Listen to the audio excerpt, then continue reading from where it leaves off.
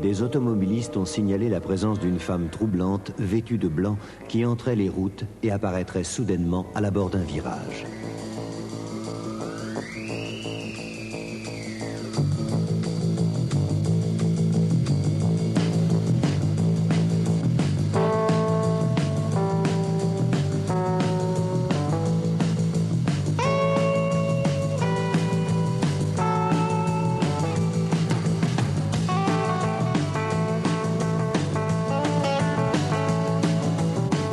J'ai fait des enquêtes aussi, bon, j'ai eu des rapports de Californie, j'ai eu des rapports d'Allemagne, des rapports d'Italie, de Russie, de tous les pays d'Europe, et où on parle de ces choses-là. Donc ces gens n'ont aucun contact, ni dans le temps, ni dans l'espace, ils ne se connaissent même pas, et on arrive à retrouver les mêmes choses.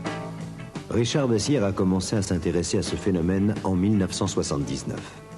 2 ans plus tard, il entend parler de 4 jeunes gens qui ont pris une autostoppeuse dans leur voiture. Une femme vêtue de blanc qui aurait disparu brusquement du véhicule comme par magie.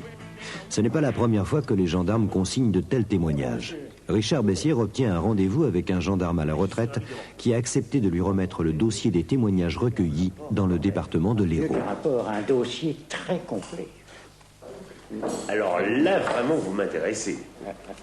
Ah, voici le dossier, vous verrez qu'il y a quelques coupures de presse, bien entendu. Il y a aussi des photos également, et puis quelques petits rapports assez confidentiels. Le 20 mai 1981, 4 jeunes gens à bord d'une... Richard Bessières est fasciné. Il a tous les détails. Cela s'est passé un vendredi soir aux environs de 23 heures. 4 étudiants roulent sur la route de Palavas.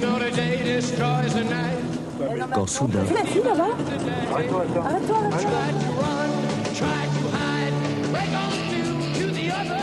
Est-ce que vous allez à Montpellier?